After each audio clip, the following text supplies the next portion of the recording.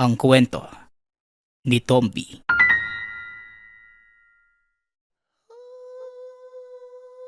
Ang kwentong ito ay hango sa totoong buhay. Mula ito sa isa nating tagapakinig na itago na lang natin sa pangalang July. Taong 1999. Sipalay, Negros Occidental. Bago natin simulan ang ating kwento, kaunting description lamang sa lugar. Dito iikot ang kabuuan ng kwento. Matatagpuan ng barangay Binutosan sa mabundok na bahagi ng Sipalay. Malapit ito sa dating minahan. At kung aakyat ka sa pinakamataas na bahagi ng lugar, matatanaw mo ang abandonadong minahan. Napakaganda ng lugar at payapa. Simula nang maipasara ang minahan, ipinasailalim sa proteksyon ng pamahalaan ang buong lugar kasama ang Binutosan. Kaya nanatili ang ganda at kapal ng kagubatan sa gawingyo ng bayan. Maliban sa maganda ang tanawin, makakakita ka din ng mga hayop kagaya ng usa, baboy ramo, at kung ano-ano pa. Isang estudyante ng tourism si July sa syudad ng Bacolod. At syempre, bilang tourism student, naglilibot sila sa probinsya para maghanap ng mga magagandang lugar na pwedeng ipromote. Napili ni July ang Sipalay dahil malapit lang ito sa kanya. Kasama ang mga kaklase, nagplano sila ng mga gagawin. Isa kasi ito sa mga proyekto na ipapasa nila para sa kanilang thesis. Pero lingid sa kaalaman ni July na ang proyektong ito ang makakapagpabago ng paniniwala tungkol sa mundo ng kababalaghan. Sabihin na lang natin na hindi naniniwala si July sa mga elemento, engkanto, aswang at kung ano-ano pa. Pero nagbago ang lahat ng ito nang magpunta sila sa Sipalay. Madaling araw pa lamang, nagkita-kita na ang magkakagrupo sa terminal ng bus papunta sa Sipalay. Mahaba ang biyahe papunta doon. Mahigit 5 oras ang biyahe. Nagbaon sila ng mga pagkain at mga tent dahil alam nilang magtatagal sila sa lugar. Habang nasa biyahe, kinausap sila ng isa sa mga kasama nila na taga doon sa Sipalay, si Benny. Uy guys, yung lugar na pupuntahan natin, hindi masyadong pinupuntahan ng mga tao ha. Kaya asahan nyo na medyo masukal at may mga makikita kayong hindi pangkaraniwan o bago pa lang sa paningin ninyo. Isang bagay lang ang gusto kong linawin at itatak nyo sa isipan nyo. Wala kayong uhulihin o dadalhin pa uwi ha. Mapahayop man o halaman. May paniniwala kasi na pinoprotektahan ng mga diwata ang lahat ng namumuhay doon. Wika ni Benny. Ngunit pinagtawanan lamang siya ng mga kasama lalo na si July. Diyos me naman, Benny. Sa tanda mong yan naniniwala ka pa sa mga diwata? Gumising ka nga. Moderno na ang panahon. Kung may diwata kang makikita, aba malamang marunong nang mag-text o gumamit ng telepono yan. Diwatang magandang babae. Wika ni July. Napailing na lamang si Benny at hindi na pinansin ang pangungutya ng mga kasamahan. Sa isip-isip niya, huwag niyo lamang akong sisisihin kung may mangyari sa inyo dahil hindi kayo nakinig. Matapos ang ilang oras na biyahe, nakarating na din sila sa hintuan ng bus sa Sipalay. Mula naman doon, sasakay sila ng habal-habal paakyat sa Binutosan. Baku-bako at maputik ang daan paakyat. Idagdag mo pa ang malalaking bato na minsan ay sumasabay sa agos ng tubig, pababa ng burol sa tabi ng daan. Habang nakasakay sa habal-habal, Panay ang kuha ng litrato ni July gamit ang digicam. Namamangha silang lahat sa napakagandang tanawin. Bali 6 sila sa grupo. 2 babae at 4 na lalaki. Pagkarating nila sa mismong baryo ng Binutosan, kaagad silang nakipag-usap sa kapitan del baryo. Pumirma ng ilang kasunduan at restriksyon sa pag-akyat sa bundok para masigurado ang kaligtasan. Pinasamahan sila ng kapitan sa ilang residente na kabisado ang lugar. Habang nasa daan, ipinapaliwanag ng mga residente sa kanila ang mga nasa paligid, maging ang magagandang porma ng mga bato at ang maliliit na batis na nagmumula sa mga bukal sa gilid ng bundok. Namangha ng gusto ang mga estudyante. Panay ang kuha nila ng litrato. Ang hindi alam ni July, may nahagip siya ng kunan niya ng litrato ang isang maliit na talon. Pagkarating nila sa bahagi ng gubat na may malawak na kapatagan, nagpasya silang magtayo ng mga tent para doon magpahinga. Tanghali na ng mga oras na yon, kaya nagpasya ang grupong mananghalian muna. Ipinag-ipon sila ng mga residente ng kahoy na panggatong. At habang nagpapahinga, sinilip ni July ang mga nakuhang litrato sa digicam. Nagtataka siya dahil may nakita itong isang larawan na may kasamang bata na nakatayo sa tabi ng isang maliit na talon. Ipinakita niya ito sa mga kasamahan at tinanong. Kaso ang problema, walang nakapansin ng kunin niya ang litratong yon. Ipinakita niya ito sa isa sa mga kasama nilang residente. At sa pagkakataong yon, tumayo ang balahibo ni July. Dahil ayon sa mga ito, ang batang iyan ay matagal nang patay. Kasama itong namatay nang minsang gumuho ang minahan dahil nasa paanan ng bundok ang kanilang tahanan. Pero kahit ilang residente na ang nagpatunay sa sinabi ng kasama nila, hindi pa din naniniwala si July. Dahil ayon sa kanya, baka nagkaroon lamang ng problema ang digicam. Pero kitang-kita sa litrato ang malinaw na imahe ng isang batang nakasuot ng kulay pulang damit at dilaw na short. Buong gabi niya itong pinag-isipan.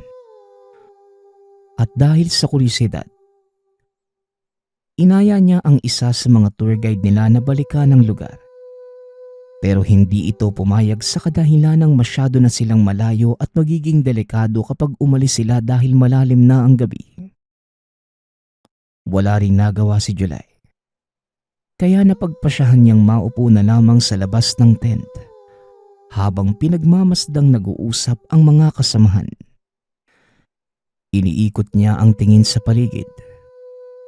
Napansin ang napakadaming alitaptap.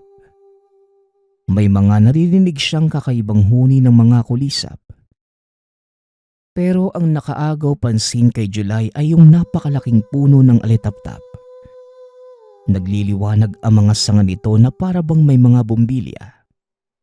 Itinuro niya ito sa mga kasamahan at laking gulat niya nang bigla na lang hawiin ng isang residente ang kamay. Aray naman Manong, masakit yun ah. Ano bang problema mo? Wika ni July.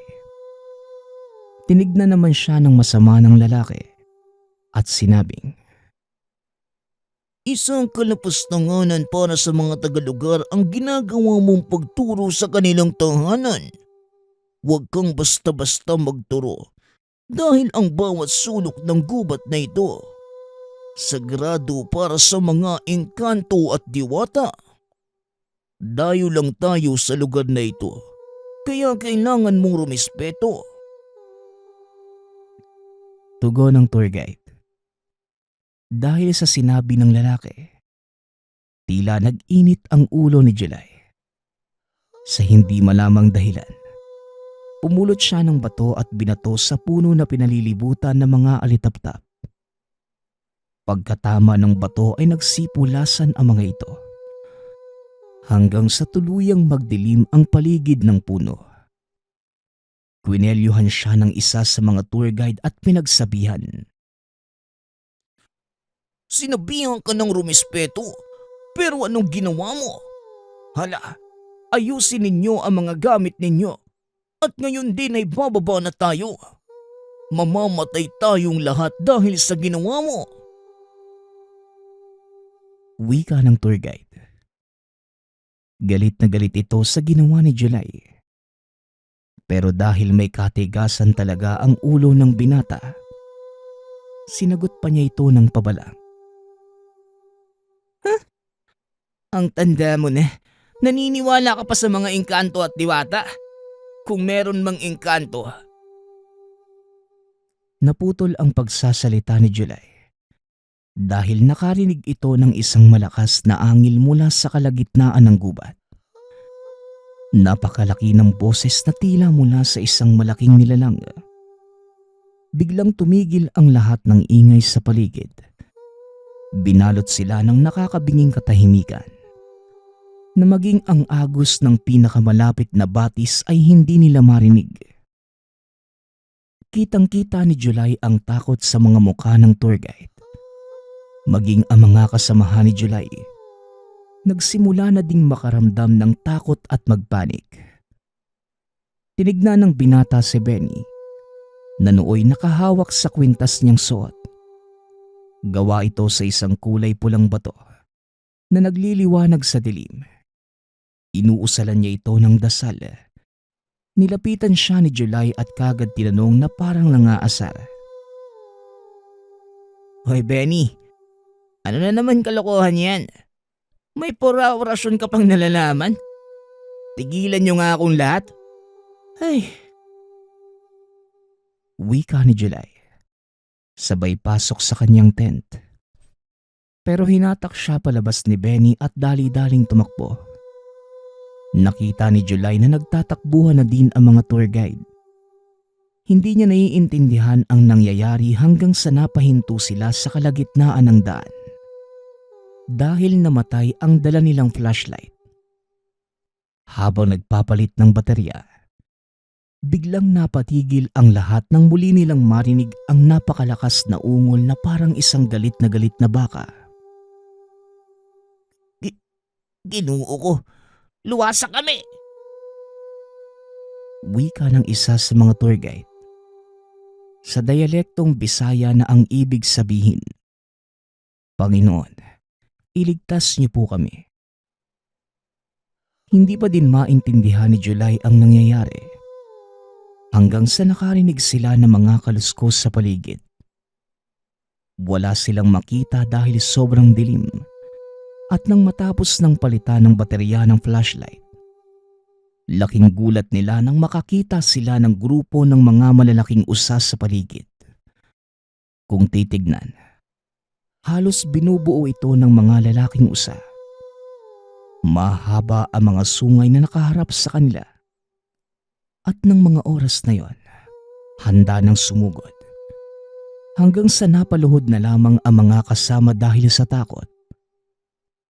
Dito napagtanto ni July na nasa panganib na ang buhay nila mula sa mga elemento sa paligid. Hanggang sa bigla na lamang bumuhos ang napakalakas na ulan. Mas lalong nawala ng pag-asa ang mga tour guide dahil alam nilang wala na silang pag-asang makalabas sa lugar. Gawa ng tumataas ng husto ang tubig doon sa sapang nadaanan. At napakalakas pa ng agos kaya imposibleng makatawid. Hindi na magkamayaw ang grupo kung ano ang uunahin. Kung aakyat sila pabalik sa mataas na lugar. O tatakasan nila ang mga nilalang na nakapaligid sa kanila. Hanggang sa bigla na lang nakaramdam ng pamamanhid ng katawan si July. Tuluyan itong nawala ng malay. Wala na siyang kaalam-alam sa mga nangyayari. Nagising na lamang ito na nasa loob na sila ng isang maliit na kubo. Bumangon si July at inikot ang tingin. Nakita niyang nagtitipon ang mga kasamahan sa iisang sulok habang kinakausap sila ng isang matanda. Dinig niya mula sa kinahihigaan niya ang pinag-uusapan ng mga ito. Ayon sa matanda, nagambala nila July ang tirahan ng mga tagalugar o yung mga elementong naninirahan doon. At ang tanging paraan para makalabas sila ay ang humingi ng kapatawaran. Bagaman medyo nahihilo ay tumayo si July at lumapit sa kanila. Teka, ano po bang nangyayari? Tsaka, nasan po ba tayo? Tanong ni July sa mga kasama. Ipinaliwanag naman ng mga residente ang kaganapang noon na walan siya ng malay. Ayon sa mga ito, swerte lang na napadaan ang matanda na isa din palang manggagamot. At saktong may kubo ito sa hindi kalayuan. Kaya naman dinala sila doon ng matanda. Dinig na dinig pa din ni July ang mga angil at sigaw ng mga nilalang na tila galit na galit. Sumasabay pa ito sa ihip ng hangin. Napatakip na lamang siya ng tenga ng mga sandaling yon. Kakaibang kilabot ang nararamdaman niya dahil hindi mawala-wala ang mga ingay na tila siya lamang ang nakakarinig. Hanggang sa nilapitan siya ng matanda at sinabing, Alam mo iho, ang mga ingay na naririnig mo ay mula sa galit ng mga tagalugar. Ikaw lamang ang nakakarinig ng ingay na yan, kaya ikaw lang din ang makakapagpahinto nito. wika na matanda. Tinanong naman ni July kung paano dahil desperado na din siya ng mga oras na yun. Kahit anong takip sa tenga, hindi nawawala yung ingay. Sinagot lamang siya ng matanda na kailangan niyang humingi ng kapatawaran sa mga kalapastangan ng ginawa niya. Lalo na ang pagbato niya sa mismong puno. Pagkarinig niya doon, dali-dali siyang tumayo at gegewang-gewang na lumabas ng kubo. Sasamahan pa sana siya ng isa sa mga tour guide, pero kagad itong pinigilan ng matanda. Ayon sa kanya, kailangang harapin ni July na mag-isa ang ginawa. Kaya pagkalabas ng binata, bigla na lamang itong nanlamig. Dahil wala namang ulan o hangin pero dinig na dinig niya ang malakas na bugso sa tenga niya. Kasabay nito ang mga sigaw, pag-angil, iyak na pinaghalo-halo. Lumuhod si July at sinubsob ang ulo sa lupa. Sabay sabing, Patawad. Patawarin niyo na po ako kung nilapastanganan ko ang tahanan ninyo. Patawarin niyo ako sa kawalan ko ng respeto. Hindi ko alam ang mga bagay na tungkol sa inyo. Hindi ako naniniwala sa mga sinasabi sa akin ng mga taong nakakaalam ng tungkol sa inyo. Kaya, patawarin niyo sana ako. Kung hindi ako nakinig sa mga payo nila, patawad. wika ni July. Matapos sambitin ang mga katagang yon, may isang munting usa na lumapit sa kanya. Pagkaangat niya ng ulo, inamoy-amoy siya nito. Matapos yon kagad ding tumakbo palayo ang batang usa.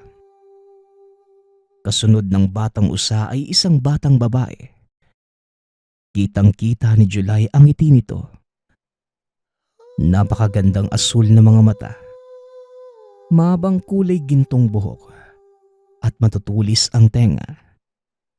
Nakasuot ito ng magandang kasuotan na gawa sa telang hindi pa nakikita ni July sa buong buhay niya. Dito na niya napagtanto. Nang kaharap niya na mga sandaling yun ay isang batang diwata. Inabutan siya nito ng bulaklak at nang kunin niya ito. Ngumiti ng napakatamis ang batang diwata. Huminto ang malakas na ihip ng hangin na narinig. Maging ang mga angil sa paligid ay nawala din. Iniikot niya ang tingin. Muli niyang nakita ang mga alitaptap at narinig ang mga huni ng kulisa. Sa pagkakataong yon, naging payapa ang kapaligiran. Lumabas ang mga kasamahan ni July at inakay siya papasok. Nagpasya silang magpalipas ng gabi sa kubo ng matanda. Dahil na din sa kahilingan nito, para maipaliwanag sa mga dayo ang mga bagay-bagay tungkol sa gubat ng binotosan. Samantalang si July naman, tila binuhusan ng tubig sa mga karanasan. Hindi niya lubos akalaing totoo ang hiwaga ng mga diwata at hindi lang ito basta sabi-sabi. Pero kagaya nga ng sinabi nila, to see is to believe.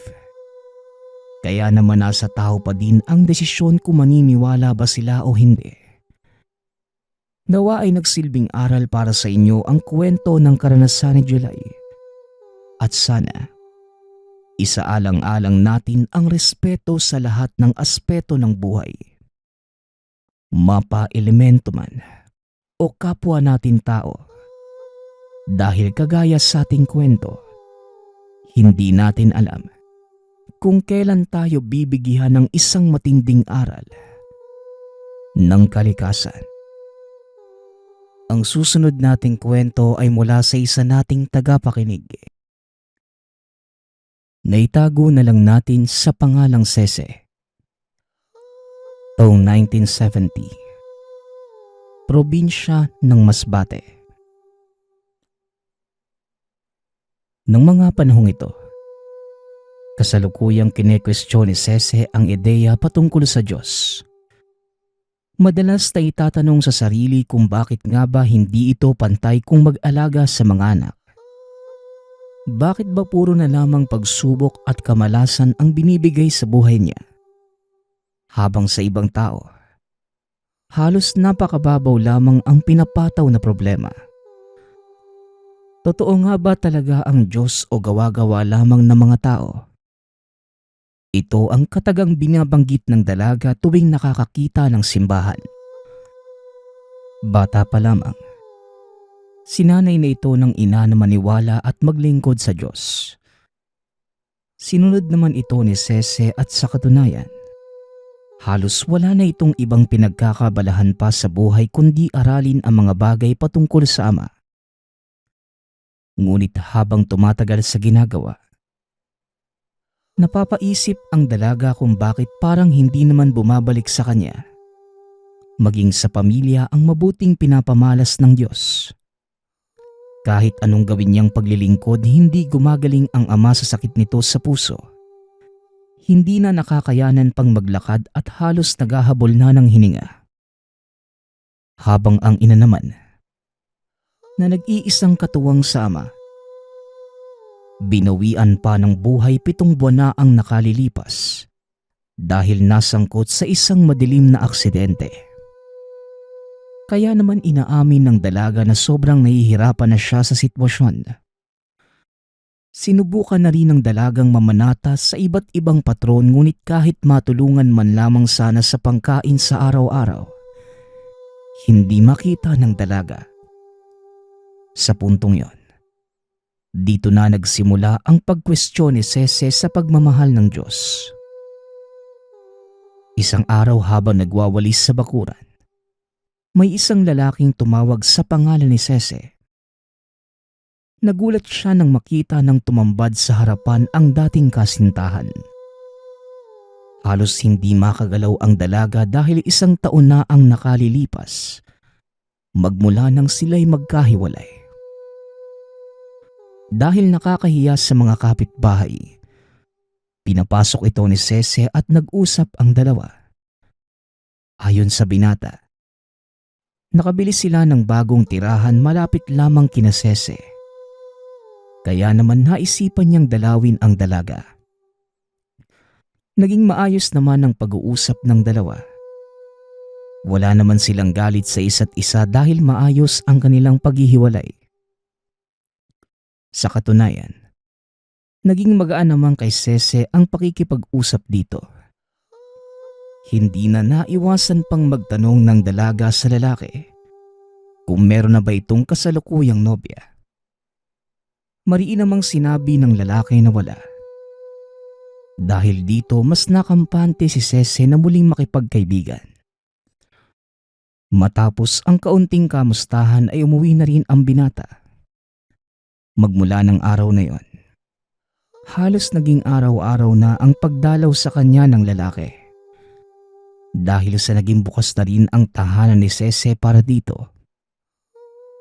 Hindi rin naman tumutol ang ama dahil kilala naman niya ang binata at likas namang mabait. Sa paglipas ng ilang araw, hindi maitatanggi ni Sese na kahit papano, muling nahuhulog ang loob niya sa binata. Isang araw, napasarap ang pagkwekwentuhan ng ama ni Sese at ng binata. Hindi na namalayan pa ang oras kaya naman parehas silang nagulat nang sabihin ng dalaga na 8:00 na ng gabi. Kasabay nun, nagwika ang ama ni Sese na sa tahanan na magpalipas ng gabi ang binata. Napakunot naman ang noo ng dalaga. Ngunit wala nang nagawa ng aluki ng ama na matulog sa tabi niya. Hindi na rin nakialam pa si Sese at dumiretso na ng kwarto para makapagpahinga. Dahil maliit lamang naman ang tahanan, rinig na rinig niya ang usapan ng dalawa kaya nahirapan itong makatulog. Maya-maya pa, nahinto na rin ang ingay kaya naman nakaramdam na ng kapayapaan si Sese. Nang akmang papatulog na sana, may nasilayan itong isang nilalang sa may paanan. Mas matangkad sa normal na tao. Mabalahibo ang buong katawan at may bilugang mga mata. Sisigaw na sana ang dalaga. Ngunit sa isang kurap lamang, nagbago ang itsura at namukaan na ito ang dating nobyo. Sa pagkurap muli ng isang beses, muli na namang nagbago ang anyo nito. Tumakbo na ang dalaga papalabas at pumunta sa kwarto ng ama. Dito niya naabutan ang dalawa. Tulog na tulog sa nakalatag na banig. Hindi na rin ginising pa ng dalaga ang mga ito. Bagkus ay nahiga na lamang sa tabi ng ama. Kinaumagahan, nagising si Sese na wala ng katabi. Pagpunta sa kusina ay naabutan ang dalawang nag-aalmusal.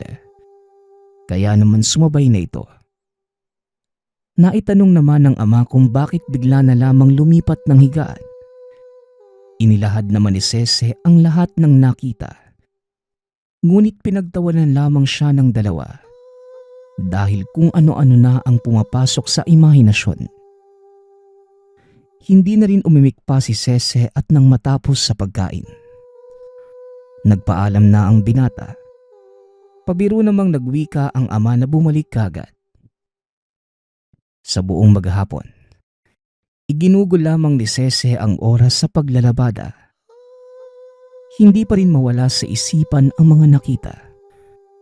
Ngunit sinawalang bahala na lamang dahil sa baka tamangang guni-guni lamang ang lahat. Bandang 6:00 ng gabi, habang nagluluto ng hapunan, muli nitong nakita ang nilalang. Nakaupo sa lamesa at may dalang pulang rosas. Sa hindi malamang dahilan, napaluha si Sese. Dahan-dahang nilapitan at pagkakuha sa bulaklak, biglang naglaho ang nilalang at natira na lamang sa kamay ay ang bulaklak. Gawa ng biglang naalimpungatan sa nangyari, nagilamos ang dalaga at kinurot ang sarili para masiguradong totoo ang lahat at kumpirmahing hindi siya nananaginip. Itinago niya ang bulaklak sa ilalim ng lutuan. Naghanda na para makapaghapunan. Habang kumakain ang mag-ama, nagtangka itong magkwento sa ama ngunit kinimkim na lamang ang naranasan dahil baka mapagtawanan lamang siyang muli. Matapos nagligpit, pumasok na ito sa kwarto dahil kailangan ng makapagpahinga. Habang pinupunasan ang mga plato, walang ano-ano'y bumungad ang dating nobyo at sinabing may pupuntahan sila. Sumama naman si Cece at lumabas ang dalawa ng tahanan. Hindi na nito maidetalye pa kung paano nakarating sa lugar. Ngunit ang natirang sariwa sa alaala, pumunta sila sa isang tahanan kung saan punong-puno ng mga gintong kagamitan at may masasarap na pagkain. Nagwika pa ang dating nobyo kung pwede bang sumama na si Cece sa mundo niya. Bago pa man makabigkas ng salitang oo, narinig niya ang boses ng ina na nagsasabing, "Wag." Kaya naman napalingon si Cece. Dito tumulo ang mga luha. Nakikiusap ang ina na wag siyang sumama sa binata. Tumango naman si Cece at sabay na napalingon at napasigaw. Kitang-kita ng dalawang mata ng dalaga na naging isang elemento ang binata at nanlilisik ang mga mata. Hinila siya ng ina ng napakalakas dahilan para matumba at mawala ng malay. Isang boses ang nakapagpagising sa dalaga.